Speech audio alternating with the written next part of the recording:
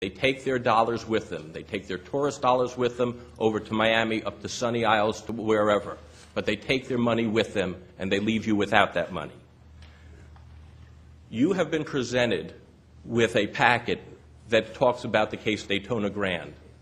I am the attorney that represented Daytona Grand. I am the attorney that represented at the trial level and all the way up to the 11th Circuit. It was a great victory at the trial level, and it was a terrible defeat for me at the appellate level. But it is what it is. But there's one thing that's being, I believe, not taken out of context intentionally, but the spirit of it is being taken out. What the 11th Circuit Court of Appeals said was that the city can rely on anecdotal testimony in order to prove what they perceive as adverse secondary effects, thereby validifying these types of ordinances. Nothing in the record of Daytona Grand says that alcohol and nudity causes what they say are adverse secondary effects or causes problems. There is nothing in the record as to any studies. In fact, I have previously supplied the City Commission, and I believe that's going to be made available to you, a disc with some odd studies of approximately 40 studies on it in case law. Not one of those studies correlates alcohol and nudity with having any more adverse secondary effects than nudity alone in an establishment. You already have an establishment that allows nudity. The studies that I have provided also show that alcohol with nudity or nudity types of clubs actually show less adverse secondary effects than regular bars do. And you have that on the record. Now, I've been taught from my father years ago that liars figure and figures lie. And I'm going to acknowledge that there are studies out there that say whatever somebody who commissions a study wants them to say. I'm going to acknowledge to you that there probably is a study that I do not know about that may say that alcohol and nudity causes adverse secondary effects. But I will tell you that the studies that I have submitted to the City Commission are peer-reviewed, done by scientists in their respective fields, and have been peer-reviewed by their peers, and they are valid studies according to not the person who has done that study, but according to the people who are reviewing the study. The bottom line of this is that we at Club Madonna, if we're allowed to have nudity, will actually help the city. The money, as I said, will stay on the beach. We propose and we plan on that if we get nudity, we will create 11 new jobs in Miami Beach. It's not a lot of jobs, but it's 11 new jobs. Those jobs will range in salary from $400 to $2,250 a week. We estimate we will generate more than $200,000 in tax revenue if we're allowed to go nude. Currently, we have donated $25,000 to homeless and the domestic violence programs, and we intend to keep on doing that. The bottom line of it is that we are not a negative to the community. There is a school nearby, an elementary school.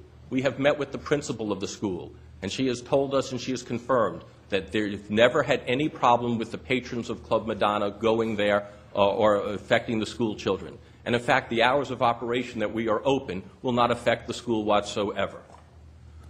As far as there being nudity and alcohol at Club Madonna, which is what we're asking you for by passage of this ordinance, it needs to be understood, and I'm not sure which one of your members made this comment, but the term was thrown out legally. That is because your city does have alcohol and nudity as we stand here today. We are the only club that is abiding by the terms of the ordinances the way they are. But you have places that advertise striptease. You have places, you have the Cameo, they advertise Lap Dance Tuesday. You have the Mansion that has Burlesque Sundays. You have Dream that Wednesdays are dedicated to burlesque. You have advertisements showing scantily clad women, in fact, bottomless women from behind at these places, all saying, basically, come to our establishment, and you're going to get to see nudity. I have heard, I do not live in this locale, so I'm just going to say what I've heard. I've heard that there are a number of bars that on any given night that a woman's breast is certainly available to be viewed while you're consuming alcohol. The bottom line of this is that there is no reason to deny this application. Some of the reasons to deny it were that whether the proposed change is consistent and compatible with the comprehensive plan and any applicable neighborhood redevelopment plans. We are there already. Our establishment is there. If you do not give us alcohol with nudity and we're still there with nudity, it's the same storefront. It's the same thing that you're going to be looking at. How can adding alcohol make us less compatible? There were things about the fact that we would cause more police, fire, rescue, and code compliance. That actually is totally incorrect. When an establishment gets alcohol, they then become under the jurisdiction of the ABT, Alcohol, Beverage, and Tobacco. They happen to be the toughest police agency in all of the state of Florida. Without alcohol, we are not under their jurisdiction. Because we will have alcohol there, that's another law enforcement agency, another police agency to make sure that we abide by every single law. Further, we will hire more bouncers, we will hire more security, and therefore there is none of this threat. And as far as there being a chance of fire somehow because we have nudity, I am lost as to why that was put in there. Further, a former police chief of yours, Chief DeLuca, has testified previously that as far as prostitution and adverse secondary effects such as that your conventions that you have here bring in the prostitution, and that he has never had any problem with Club Madonna.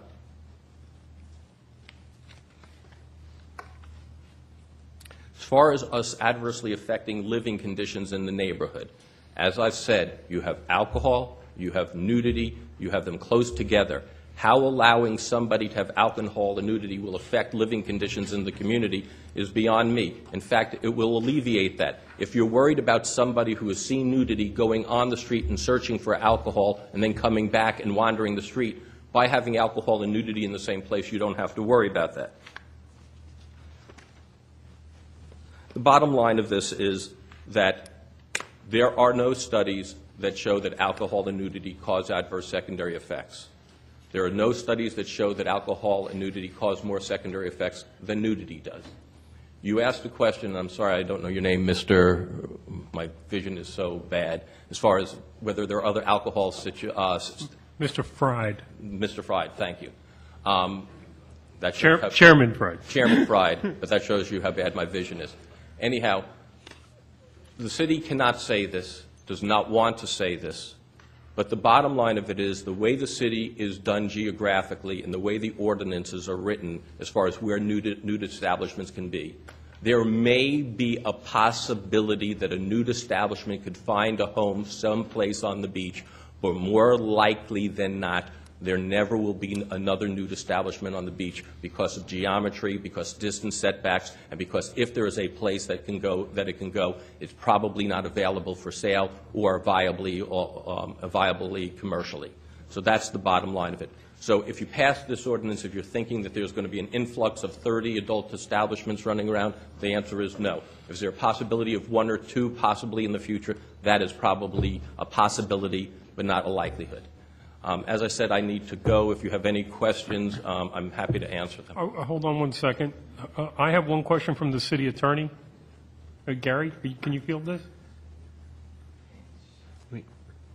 And then I'm going to allow my members to ask you questions. Normally I would wait till the end, but you're leaving. So, Gary, I'm a little confused here, so I just want clarity, and hopefully this clarity will help my planning board members as well.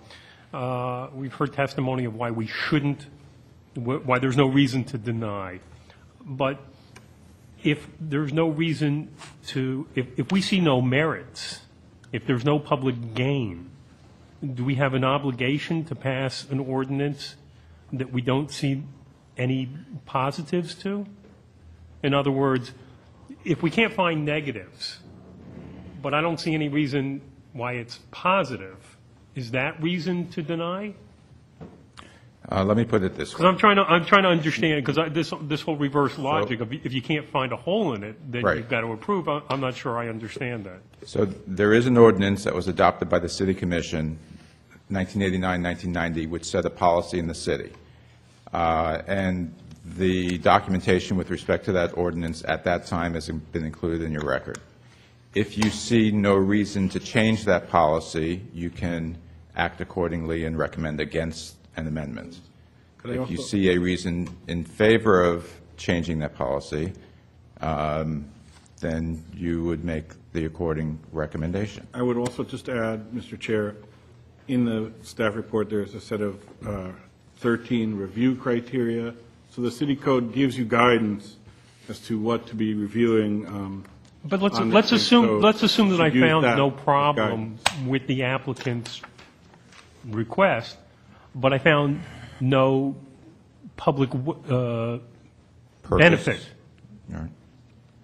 Is that reason to deny? I'm still a little unclear because as I analyze this and I go through my analysis, I'm a little uncomfortable with just being told that if you can't find a problem with it, then you must approve, which Right. is, Well, I'm sort of hearing kind of that from. With all due respect, no. I'm saying that there isn't a problem, but I've also went through as far as the economic interest as to why it is in the benefit of the city to have this type of establishment, not to have people leave the beach and go to other communities, for convention people to come here and have a place where they desire to go. So I do believe there are economic interests. I'm much more comfortable arguing the merits of something and saying, okay, if it's really good, then we should have it. And if there are no merits, then I'm not really comfortable with something. And from your argument, I want to be clear, because I was perhaps wrongfully getting the opinion that you were saying there's really no reason to deny it. And, Well, what I was doing was addressing the staff report that gives reasons why to deny it. okay, I just want to be, I just wanted to be But clear in our economically, in the approach. things that I pointed out, as far as the economic interest, the dollars leaving the beach, the jobs that we're creating, those are all positives. Again, and we'll debate all those issues, but after we hear from the public. But right now, I want to open up to our board members who. Let me just clarify two things. First, I'm not here to make a recommendation to you. If you want to ask me about legal standards or whatever, I'll respond to that. Right. So, and to complete my comments, the zoning ordinance implements the police power, and the general standard is public safety and welfare.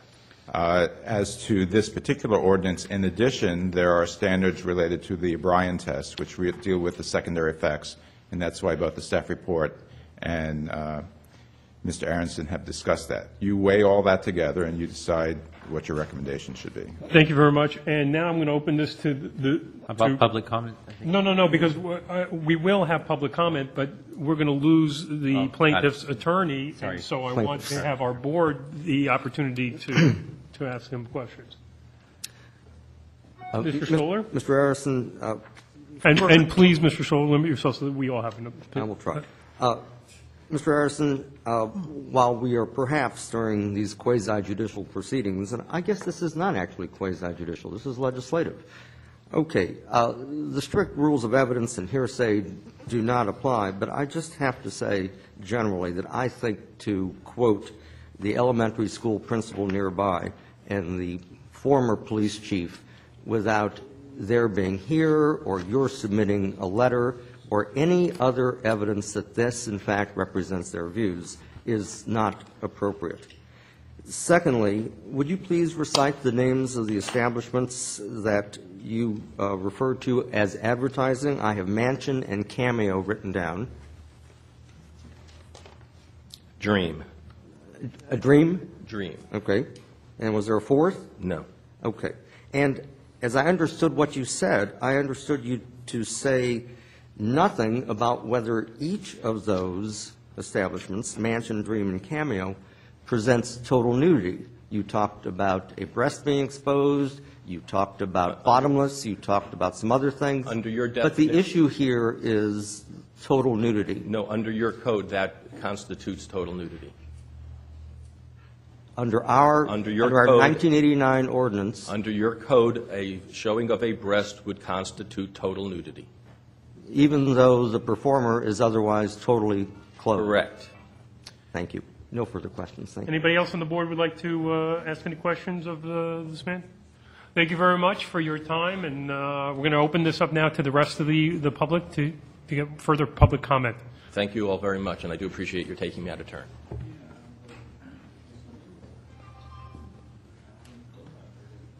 And young man, what would your name be? My name is Ken Harrison Robbins, and my offices are at 1224 Washington Avenue, just a couple blocks down from Mr. Griffin's establishment. And are you here in any I'm capacity for here anyone else? as a business owner. I have my law practice there, and I have a concern about the welfare and safety of Washington Avenue. I've just had a chance to glance at this matter, and what concerns me is this is a matter of great public importance and has been the subject matter of ongoing publicity and argument and disputes going back now for years. And what upsets me is the fact that I was not aware that this was going to be even be applied for here before this board, and that serious legislation was being presented to this board. I think that probably a lot of the adult entertainment issues and laws in this city are probably fairly antiquated. I think the bookstore rules, a lot of other things need to be revised. And I think that the standards of the community when these adult entertainment establishments were created, such as the bookstores, is a totally different world. We live in the internet world where pornography, nudity, and all that other is readily available to adults. And the need to police apparently doesn't seem to be that grave, nor the side effects seem to be that harmful. I'm not certain about whether or not that's the case with nude dancing, strip bars, and things of that nature. I don't know. I don't know what the impact is of alcohol and drinking, and I'm not certain if alcohol causes or would inhibit problems, considering how much alcohol is consumed in the community and how much sex and alcohol is so intermixed at every club and every place. So, I mean, it's a very, I'm not certain where the issues are and what the facts are and the implications. What I would like to do is kind of put everything on the table involving this adult entertainment laws and start maybe to have a comprehensive evaluation of what should be on the books and what shouldn't be on books, because it seems like there are some books, some parts of the laws are unduly censor what should be First Amendment rights. And while there are other laws that may be necessary in order to protect elementary schools from exposure. So therefore, I would request that this matter be deferred and we have some type of charrette or some type of public conference to be able to fully discuss these issues and allow to have the input to hear what the police chief has to say, to hear what the other people have to say, and to finally flesh out all the First Amendment issues that need to be done. As a former activist with the American Civil Liberties Union and as a card-carrying member of the ACLU, I am concerned about those issues. And while I've never found strip bars to be particularly a promotion of First Amendment issues and something of grave concern for me, I'm sure that there have been some pretty strong arguments saying that people do have a right to dance in the nude, and that's a First Amendment right. Therefore, I'd request that this matter, I don't know if you want to deny it as to this particular legislation, but I think that I'd ask that this board recommend that we have a charrette looking at all the adult entertainment issues and that we have a full discussion of those matters to determine what's the standards of our community, which seem to be fairly liberal, and how we can update our laws on these matters. Thank you. Thank you very much. Who else would like to speak on this? Dr. Sunshine.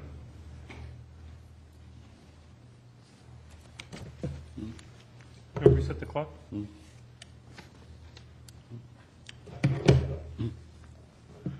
Members of the Commission, for the record, my name is Morris Sunshine, and I arise to oppose this proposed ordinance.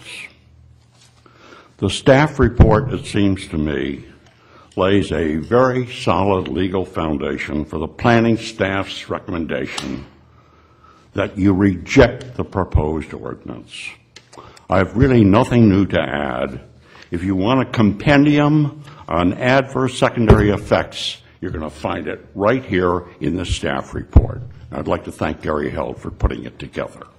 I would only remind you that this proposal that you're seeing today has been before commissions, this commission, on a number of occasions. It's been before the City Commission on a number of occasions. In fact, it was before the full City Commission on September 2009. That's almost just a year ago, and the Commission unanimously rejected it. I think the applicant just doesn't get it. In my opinion, the planning board should recommend that proposed ordinance be rejected, and specifically, I don't think this is the kind of ordinance that Washington Avenue needs. Thank you. Is there anyone else from the public that would like to speak on this matter? None being heard, I'm going to close the